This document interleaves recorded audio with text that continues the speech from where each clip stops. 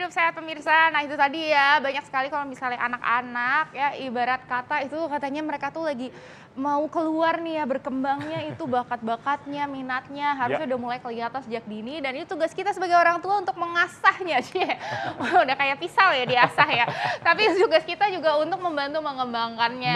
Mengembangkan. Gitu ya. Betul. Audriana suka nyanyi apa ini? Audriana ngomong? sih, Oh, suka ngomong sama mamanya apa suka nyanyi? Oh, salah ya. Audriana suka nyanyi, alhamdulillah. Kemarin tuh kita udah coba semuanya kalau Dokter Eklas, coba semuanya dari mulai menanam. Oh dia suka menanam tanaman gitu, dia suka.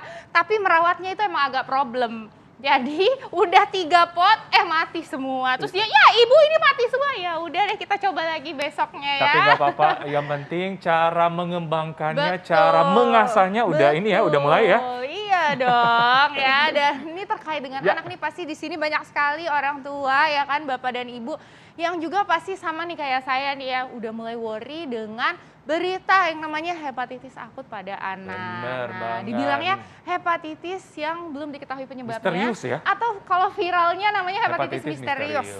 Nah, untuk menjawab hal itu kita sudah kedatangan expertnya nih, Dokter Fatima Alatas, spesialis anak. Ya. Selamat pagi dokter. Halo. Nah, ini kita bakalan membahas nih mengenai hepatitis akut yang belum diketahui penyebabnya, tapi kita nonton dulu tayangan berikut ini.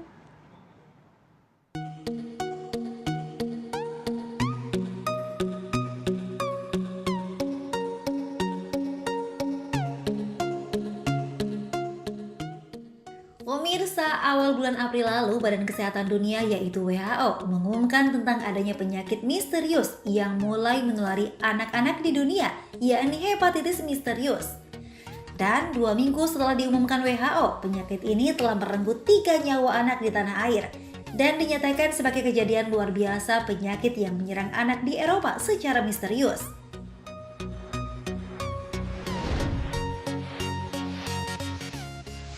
Belum diketahui secara pasti apa penyakit peradangan yang menyerang hati ini, karena sejumlah tes menunjukkan hasil negatif terhadap hepatitis A, B, C, D, dan juga E. Sang terkabar bila hepatitis misterius ini merupakan reaksi infeksi adenovirus, yakni salah satu kandungan dalam vaksin COVID-19 yang digunakan sebagai upaya pencegahan penularan COVID-19 yang telah merebak sejak 2 tahun terakhir di seluruh dunia.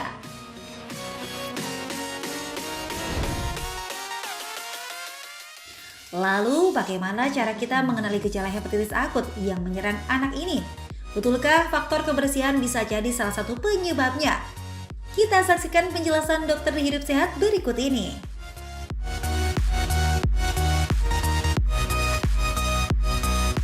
Yes, hepatitis akut atau hepatitis misterius ini menjadi kekhawatiran, apalagi para orang tua di rumah ya. Yes, betul sekali. Dokter, gimana sih ciri-ciri hepatitis misterius ini dan gimana kita harus waspada menyikapi ini dok, penyakit ini dok? Ya, hepatitis virus misterius ini tuh biasanya gejalanya seperti gejala infeksi saluran cerna biasanya. Jadi ada mual, muntah, diare, demam, sakit perut hebat. Nah sedikit ada yang ada batuk pileknya. Kalau udah lanjut, dia baru akan menjadi kuning dan buang air besarnya dempul, seperti itu. Oke, jadi gejala awal adalah gejala saluran cerna seperti ya? Biasa, ya. Gitu. Nah, seperti apa sih dok kalau misalnya gejala saluran cerna kan sebenarnya kadang-kadang ya sering ya dok ya, tapi kadang-kadang bilang sakit perut, kadang-kadang gimana, tapi mungkin kita perlu tahu nih seperti apa yang perlu diwaspadai nih pada orang tua. Oh, ini kayaknya mengarah ke sini gitu dok. Ya. Jadi kalau anak kecil kan banyaknya ada sakit perut, mencret, mual, muntah, lemes. Nah kalau ini dominannya lebih lemas biasanya. Dan kalau kita sudah rehidrasi, udah kasih cairan, udah kasih obatnya, dia tidak membaik, anaknya malah tambah lemas. Nah itu harus kita curiga bahwa ini mungkin yang hepatitis tersebut.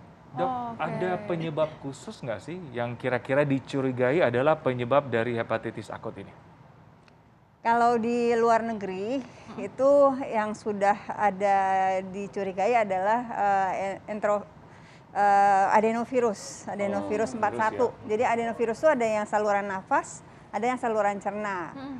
Nah, ini yang lebih saluran cerna, namanya adenovirus 41. Tapi ada juga beberapa virus lain yang masih dicurigai. Jadi belum ada yang confirm. Apa seperti COVID kan udah jelas ya. Pasti ini ya, virusnya COVID-19. adalah COVID-19.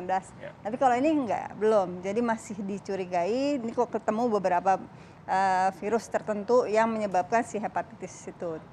Oke, namanya juga masih misteri ya. Pasti kita juga masih Mencari tahu juga nih penyebabnya gimana, cara penanganannya juga seperti apa yang paling baik ya dok ya. Iya. Nah tapi ini juga nih namanya juga misteri, banyak juga fakta atau mitos yang beredar di masyarakat. Katanya nih hepatitis akut pada anak ini menyerang secara tiba-tiba dengan gejala yang parah. Ini fakta atau mitos dokter?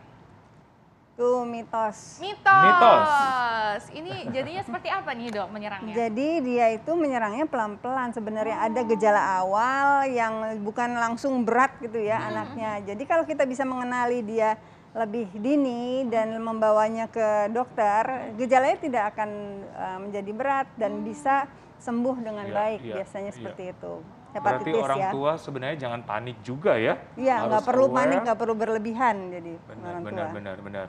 Tapi Jadi berarti waspada, tapi nggak perlu berlebihan sampai panik juga Benar. gitu ya. Iya. Karena kita tetap harus waspada dengan gejalanya itu ya dok ya, yang Iya. awal-awal. Jangan sampai keburu berat baru dibawa ke dokter gitu setuju. ya. Nah, yang kedua ini lagi rame di sosial media nih yang terakhir. viral lagi ya. Terakhir dokter hepatitis akut nih. Nah, anak-anak katanya dianjurkan tetap memakai masker karena virus hepatitis akut ini dapat menyebar melalui udara.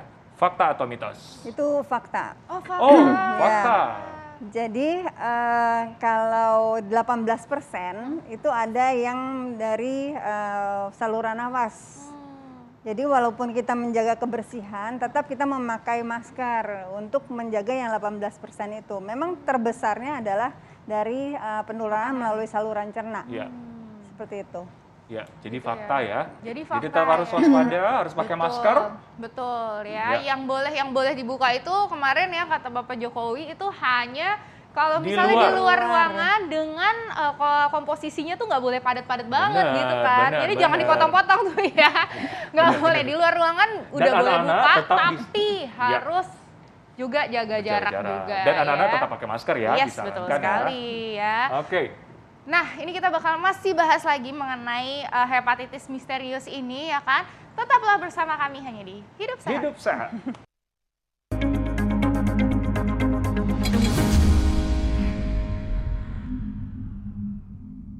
Kembali lagi Hidup Sehat pemirsa, dan kita masih membahas mengenai hepatitis akut yang belum diketahui penyebabnya atau hepatitis misterius. Misterius. Yes. Masih bersama Dokter Fatimah Safira Alatas, spesialis Yes. anak. Oke. Betul. Nah, Dokter Safira nih mungkin bisa menjawab lagi nih dok, fakta atau mitos. Ya. Katanya gejala hepatitis akut ini mirip seperti gejala hepatitis A, B, dan C. Ini fakta atau mitos dokter? Fakta. Fakta. Fakta. Tapi miripnya sebenarnya lebih yang A. Yang A ya dok Ya. ya, oke. Ya, B dengan C itu mirip dengan kuningnya. Kalau A itu dengan mual, muntah, sakit perut, sama persis sama hepatitis yang sekarang ini. Yang sekarang ini Oke, berarti oke. bisa dibilang kalau misalnya ada demam dengan gejala pencernaan ya dok ya. Iya. Mulai dari itu tadi ya mual, Muntah, diare, diare ya? konstipasi bisa juga dok? Pasti enggak. Enggak ya, Oh. mual, muntah, Mual, diare muntah, ya diare. khasnya Sama demam. ya. Sakit perut. Dan sakit perut. Oke. Nah, itu yang perlu diwaspadai ya, Yes. dokter ya.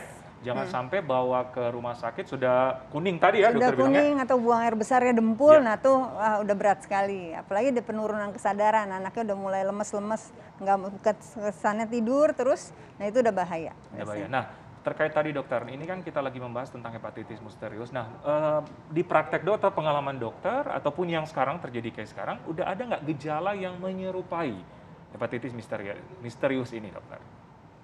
Yang datang ke dokter, ke praktek dokter nih. Kalau dengan infeksi saluran cerna itu ya banyak sekali kasus di saya yang datang ya dengan mual, muntah, mencret karena saya dokter saluran cerna dan hati.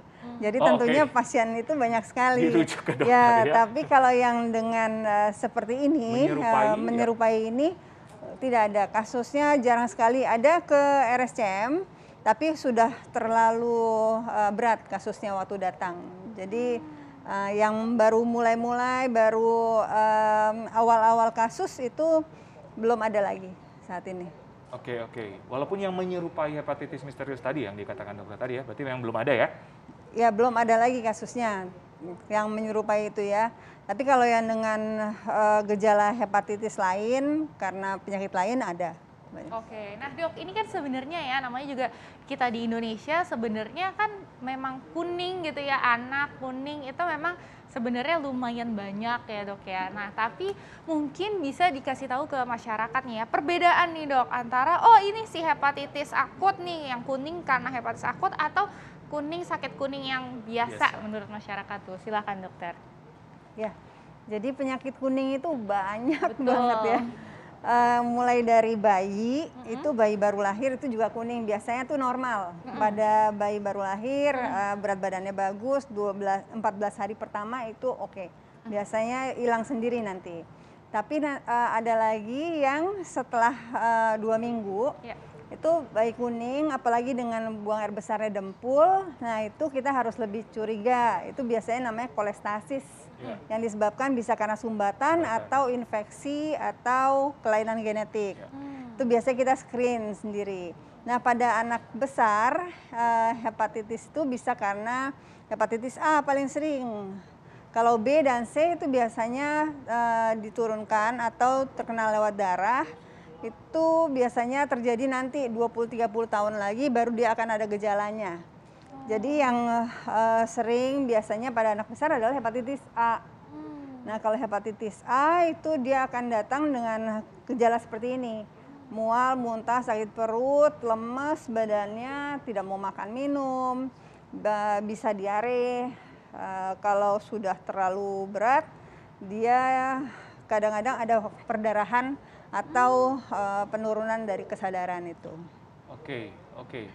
Nah, fakta mitos lagi nih dok, berkaitan dengan tadi. Nah, yang dikatakan dengan masyarakat saat ini, hepatitis akut katanya dapat mewabah menjadi pandemi. Waduh. Itu gimana dokter? Fakta atau mitos dokter?